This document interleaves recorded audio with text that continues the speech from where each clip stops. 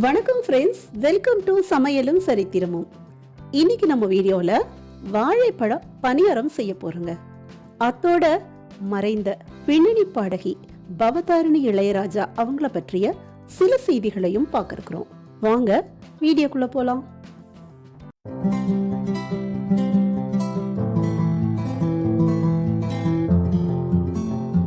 ஒரு பவுல்ல 2 வாழைப்பழம் நல்லா கனிஞ்சதா எடுத்துட்டு கட் பண்ணி போட்டுக்கலாங்க. இது கூட 1 கப் அளவுக்கு கோதுமை மாவு, 1/4 கப் அளவுக்கு அரிசி மாவு, 1/2 கப் அளவுக்கு நாட்டு சர்க்கரைங்க. இது கூட கொஞ்சம் ஏலக்காய், சிறிதளவு சமையல் சோடா, அப்புறம் கொஞ்சமா உப்பு, இது எல்லாத்தையும் சேர்த்துக்கலாங்க. இது கொஞ்சம் தண்ணி சேர்த்துட்டு இட்லி மாவு பதத்துக்கு அரைச்சி எடுத்துக்கலாங்க. பாருங்க, மாவு ரெடி ஆயிருச்சு.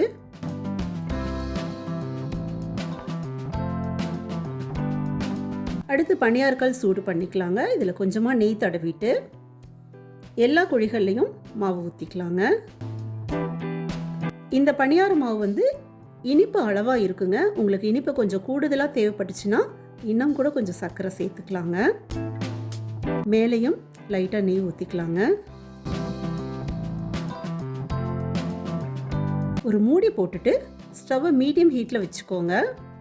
கொஞ்சம் நேரத்தில் பார்த்தோம்னா ஒரு சைடு வெந்திருக்கும், திருப்பி போட்டுக்கலாங்க.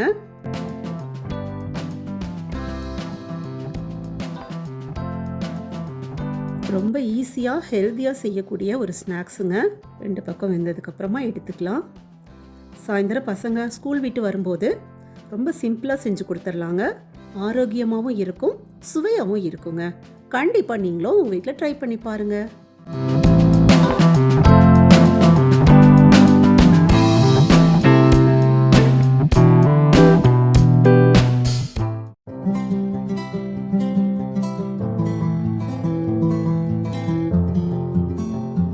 கிளி போல பேச்சு, குயில் போல பாட்டுன்னு தான் பாடிய வரிகளுக்கு ஏற்பவே வாழ்ந்து பிறரை தன் இசையால் மயங்க வைத்த குரல் பவதாரணி இளையராஜா. 1976 ஜூலை 23 இளையராஜா ஜீவா தம்பதியருக்கு மகளாக பிறந்த பவதாரணிக்கு சின்ன வயசுல அவங்க வீட்டுல எப்ப பார்த்தாலும் மருதங்க சத்தம், பாட்டு பிராக்டிஸ்னு ஒரே சத்தமா இருக்கிறது ரொம்ப டென்ஷனா இருக்குமா. ஆனா அது சத்தம் அல்ல, சங்கீதம்னு உணர ஆரம்பித்த பிறகு சங்கீதமே அவங்க வாழ்க்கைன்னு அனுச்சுங்க. அப்பா இசைஞானியா இருந்தாலும் கூட ஆரம்பத்திலிருந்தே சங்கீத வகுப்புகளுக்கு அழைச்சிட்டு போறது, மார்கழி மாதத்தின் அதிகாலை 4:30 மணிக்கு எழுப்பி வீட்டு பூஜை அறையில் திருப்பாவை பாட வைக்கிறது, வீட்டு கொலுவில் முதலில் பாட வைக்கிறதுன்னு இவங்களுடைய இசை வளர்ச்சிக்கு ரொம்பவுமே சப்போர்ட்டாக இருந்தது இவங்க அம்மா தான். காலையில எழுந்த உடனேயே இவங்க அம்மா வீட்டுல ஏதாவது மியூசிக் சீடியை போட்டு விட்டுருவாங்களாம். வீடெங்கும் இசை ஒலிக்க, அந்த சூழலில் தான் இவங்க அதிகாலை வேலைகள், ஸ்கூல் கிளம்புறதுன்னு அன்றாட வாழ்க்கையே தொடங்குமாம். சாதாரணமா சின்ன பிள்ளைகளுக்கு எத்தனையோ பொழுதுபோக்குகள் இருக்குங்க. ஆனா பவதாரணிக்கு என்ன பொழுதுபோக்குன்னா, அவங்க தம்பி யுவன் கூட சேர்ந்து சின்ன சின்னதா சாங் கம்போஸ் பண்றதுதான் இவங்க பொழுதுபோக்குங்க. 1988 என் பூமுக்குட்டி அம்மாவுக்கு படத்தில் குழந்தை குரலில் குயிலே குயிலே குயிலக்கான்னு பாட தொடங்கிய பவதாரிணி பெரிய பெண்ணான பிறகு மஸ்தானா மஸ்தானாவில் ஆரம்பித்து ஏராளமான பாடல்கள் பாடி பாராட்டுக்கள் வாங்கிய அவர் மயில் போல பொண்ணு ஒண்ணு பாடலுக்கு தேசிய விருதையும் வாங்கியதோடு 10 படங்களுக்கு மேல் இசை அமைப்பாளராக முன்னேற்றம் அடைந்தாலும் கூட தன் இறுதி வரைக்குமே அவங்க அப்பா இளையராஜா முன்னாடி நின்று ரெக்கார்டிங் செய்யற போது டென்ஷனும் பயமும் இருந்துட்டே தான் இருந்திருக்குங்க.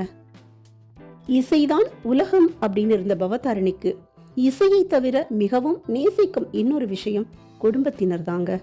அத யாருக்காகவும் அவங்க விட்டு கொடுத்தது இல்லையா.